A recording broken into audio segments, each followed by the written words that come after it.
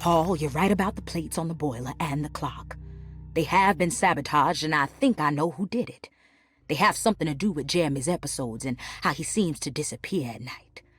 Right now, it's important that you keep an eye out for any of the pieces. I want to find out if I can repair the plates. Let me know if you find any of them. Lottie. Tell Lottie to take a look at the well in the kitchen garden.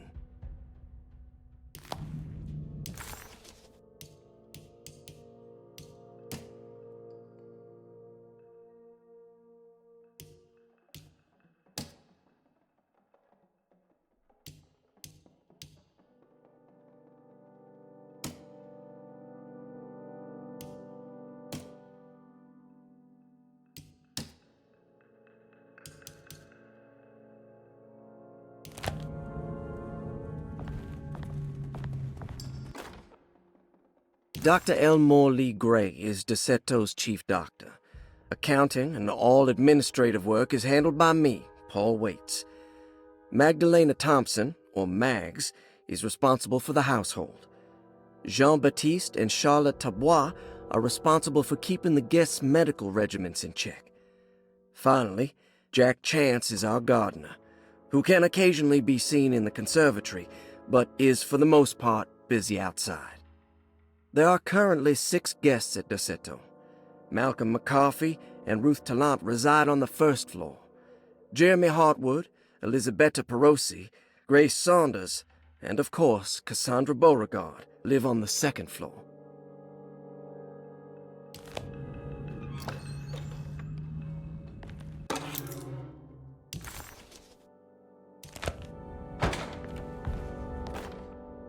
Saw your notice in the boiler room. You should know Mr. Chance won't be coming back. I got no business being in there myself, but you can take a valve from the wine cellar if you want to try to stop the steam pouring out. Be careful.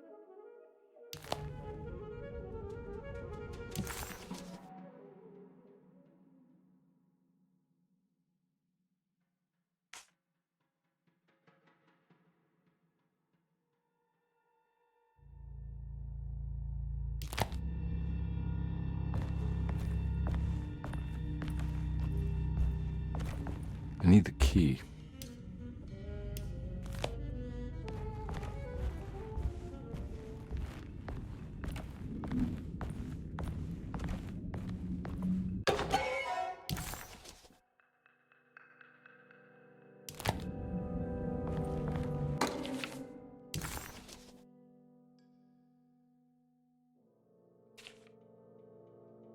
Cassandra Beauregard, the beloved author. Very exciting, isn't it? What do you want to put down for reason for admission? What her agent told us. Cassandra suffers from writer's block and needs to finish her moving picture script before the end of June. Mr. Chardot suggests Cassandra's heavy use of barbiturates is holding her back and risks ruining her career. And how should we summarize her personal history? Let's keep it short. Cassandra Beauregard is a beloved crime author who managed to pull herself out of poverty and into stardom. 5 years ago, she tried killing herself by jumping off a balcony. The incident left her a cripple, and now relies heavily on her wheelchair. And for diagnostic impressions? Cassandra suffers chronic back pain following her suicide attempt. She self-administers morphine to keep herself ambulant, but has become addicted, and the desired effect is now lost. The drug abuse clouds her mind, and she is unable to focus on real life. To save herself from this insight, she instead makes up stories to fill out the gaps in her own thought process, resembling the Korsakoff syndrome. Oh, bravo, Doctor. How will you treat her? First of all, she needs to be weaned from her drug addiction, and hopefully it will resolve her compulsive lying. Then look into permanently numbing her pain in her back through surgery. Finally, deal with her suicidal thoughts. Fantastic. With such a short time before June, I really hope she gets better soon. Grace Saunders, 11 years old. Reason for admission? The mother insists on strict supervision by a proper gentleman to avoid further perversion of Grace's adolescence. Personal history? Grace's family possesses modest wealth and status. Her childhood seems ordinary, spending most of her time with private teachers and family friends.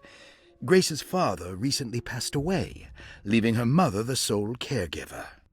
And diagnostic impressions? Grace has trouble dealing with her father's death. She is willingly suppressing her feelings on the matter and isn't properly acknowledging the trauma she suffered. Any planned treatment? Grace needs nothing out of the ordinary. She simply needs parental guidance. Eventually, we can work on her feelings toward her father. Thank you, Doctor.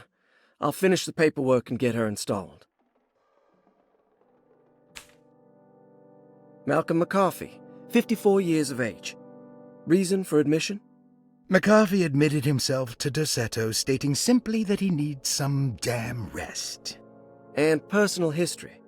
McCarthy claims he used to work as a lawyer in Baton Rouge, but says he can't go into details because of some legal dispute. His background remains largely a mystery, except for the occasional clue that he drops in conversation. Huh. And diagnostic impressions? McCarthy is an anxious man and an alcoholic.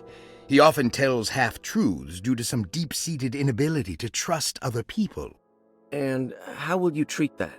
McCarthy will take some time to open up. Spending time with Jack's dog or the child should be good for him. Their harmless nature will help build his sense of trust. Thank you, Doctor. Elisabetta Perosi, 33 years old? What should I put down as reason for admission? Well, Perosi broke into Derceto and was found wandering the grand parlor. She was confused and suffered partial amnesia. She insisted she belonged here and offered to pay for her stay. Right. What do you make of her story? Perosi claims to have been a member of the Astarte artist colony some 20 years ago, a claim that seems contrafactual due to her young age. She looks to be and even thinks she is 33 years of age. That would make her a child at the time. It seems fair to say that Perosi's story is untrue, deliberately so or not. Diagnostic impressions? Do you have anything? Perosi's story is peculiar because she retracted her story about the artist colony. She no longer claims to be the same person as Elisabetta Perosi. However, my staff's research has confirmed there was a Perosi at that time who was in her early 30s. I suppose this case will take some time to investigate. How will you go about it? I wanted to contact the real Perosi, but it seems the whole colony disappeared one night. September 29th, 1915, during a hurricane. I will have to take it slow and figure out what this spell of impersonation could have been. Oh, I'm sure it will all clear up eventually. Thank you, Doctor. Ruth Talon, 29 years of age. Reason for admission? Ruth's father wishes that his daughter be removed from New Orleans nightlife for the foreseeable future. He fears that her overly free spirit is tarnishing the family's reputation. Sounds simple enough. Personal history? Ruth comes from considerable wealth. Her family owns several hotels and restaurants. Unlike the rest of the family, her sense of adventure has taken her around the world, including France during the Great War as a photojournalist. The last decade, she has provoked many rumors of being a debauched flapper, bordering on nymphomania. And diagnostic impressions? Despite her father's frivolous reasons for her to be admitted, Ruth does seem to provide an interesting case. She is refreshingly open and doesn't shy away from talking about her life during the war or her continuous celebration after returning to the States. She is admittedly a sexual deviant and feels no remorse. And her treatment plan? Simply staying at Derceto should do wonders for Ruth. If not, at least for her family's reputation. Ruth doesn't need to change, but with therapy I might be able to share with her some sympathy towards her family. I doubt she will settle down and become as dull as the rest of them, but at least she might try to be more discreet in the future. Looks like all the patients are accounted for, except for Jeremy. There's no way I can get into this thing. Better leave it alone.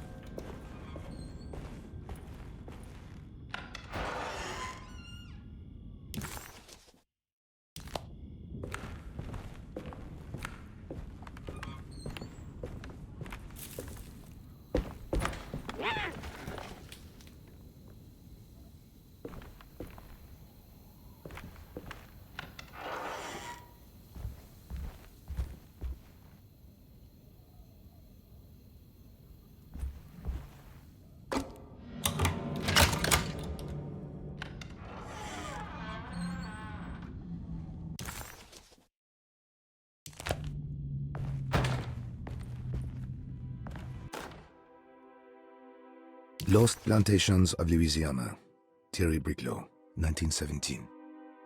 Derceto was a small plantation on the eastern shore of Lake Pontchartrain. The land was considered difficult for industry and was sold for only $30 to Elijah Pickford in 1818. Pickford employed hundreds of workers from nearby New Orleans to clear the woods and build a small plantation mansion facing the lake with a striking Greek Revival temple facade. Derceto kept a modest production of Perique tobacco and indigo that persisted up till the Civil War. During the antebellum era, Derceto was the source of many rumors concerning voodoo and witchcraft. People who traveled the lake reported seeing people dance at night in front of bonfires, bleating and wailing. On June 17, 1862, Captain J.W. Norton of the Union Army recounts leading a raiding party from ships anchored in Lake Pontchartrain in order to seize control of Derceto and free the slaves working there. The captain was surprised to find the workers fighting back with unprecedented zeal. Norton's account describes these men and women as enraged with fanaticism. Pickford reportedly tried to placate the raiders, but was shot in the confusion. Captain Norton left the mansion burning and retreated to his ships with his men. Derceto was left in ruins for several decades. The ownership of the land was long disputed and returned to the Ledoux family in 1901. Several police reports were filed during the following years as the Ledoux tried to get rid of a camp of squatters on their land.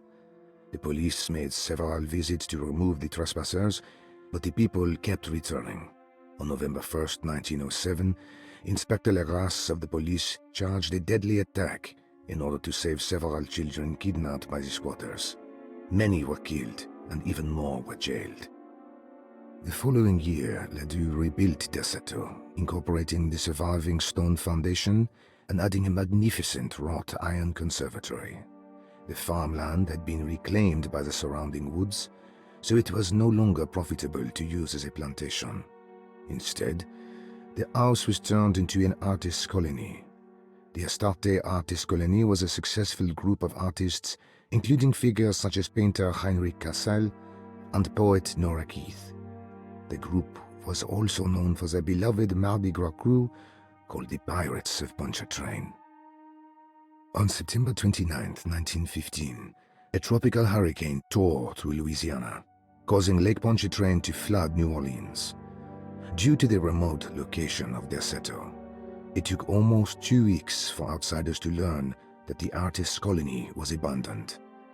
The 12 residing artists had all vanished without a trace. The empty mansion of Derceto still stands on the shore of Lake Pontchartrain, with much of its temple facade intact. The Ledoux family currently has no intention of repairing the house.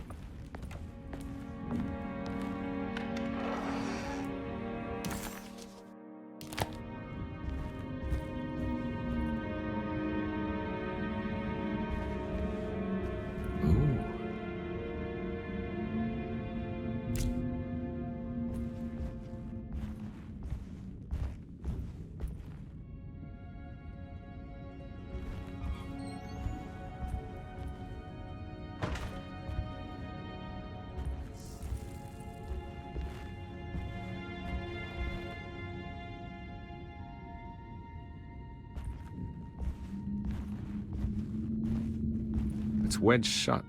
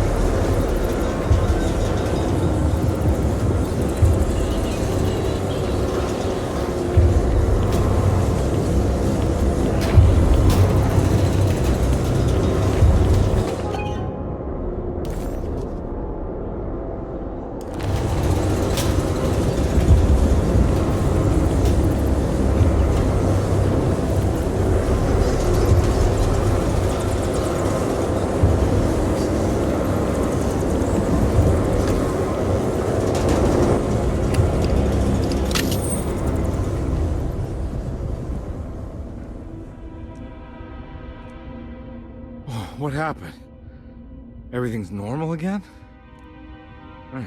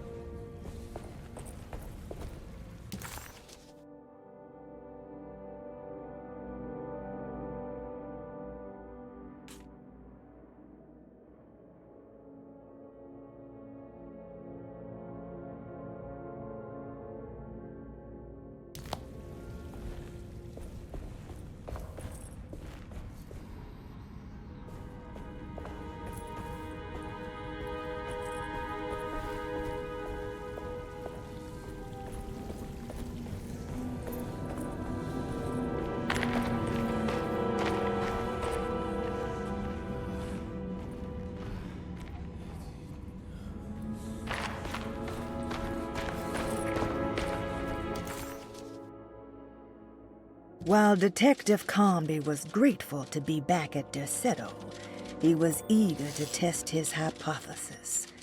After having suffered through that sinister world, dressed as the French Quarter, Jeremy's writing could be read much more literally. What if Jeremy used his talisman to actually visit those places he mentioned in the book? Conby felt certain that this was the answer. He wouldn't find Jeremy hiding inside Derceto.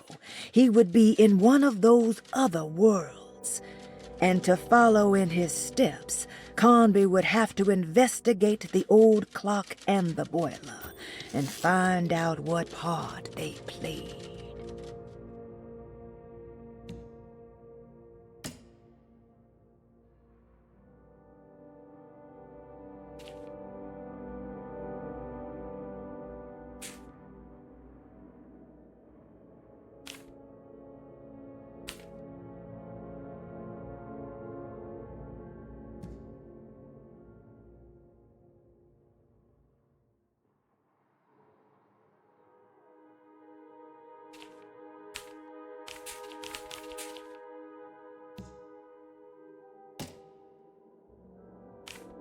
How did you first come to understand such things, Senora?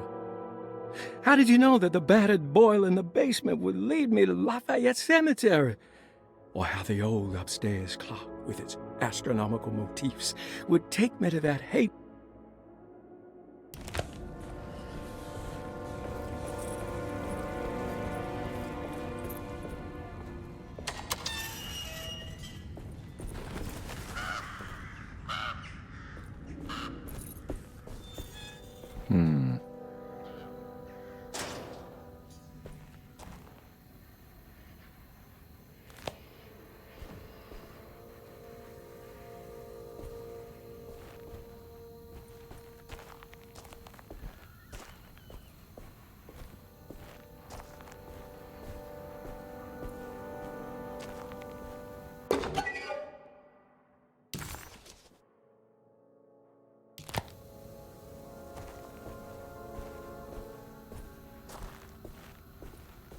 Huh.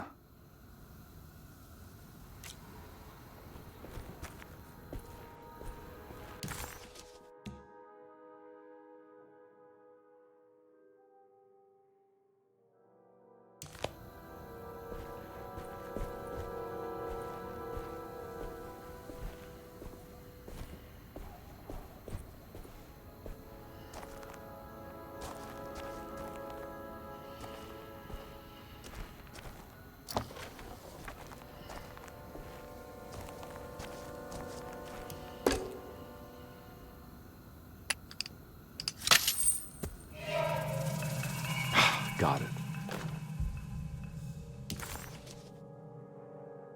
Hey.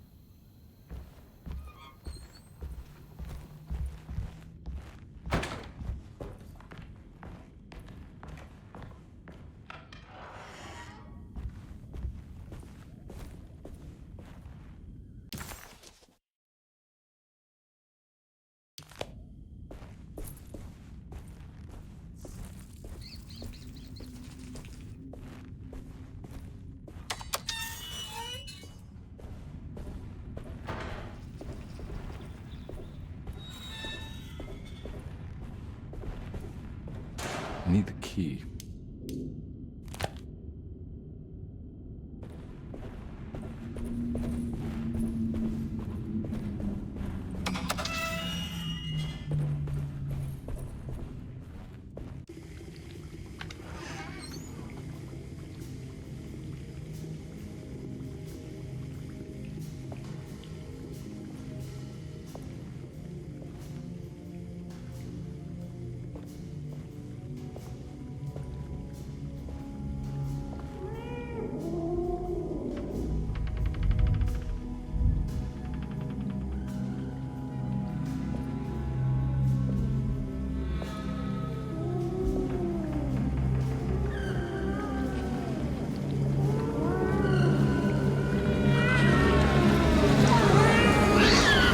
What are you doing in my kitchen?